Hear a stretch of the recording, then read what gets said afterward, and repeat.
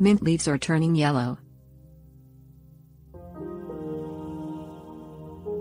Mint is a fast-growing herb that grows best in full sun to partial shade.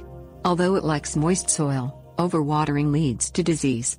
You should give it 1 or 2 inches of water every week, depending on the temperature and soil. Proper sunlight and watering will prevent or minimize most diseases, but there are several reasons why your plants might develop yellow leaves. Aphids. If the leaves curl, pucker or turn yellow, examine them for aphids that might be eating the leaves.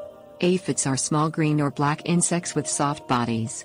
You can get rid of aphids by spraying the mint with a jet of water that washes the insects away, or by using insecticidal soaps.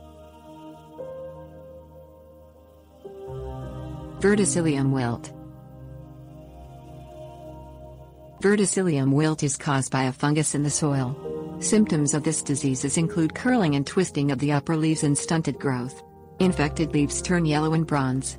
Once the fungus gets into the soil, it can stay there for years.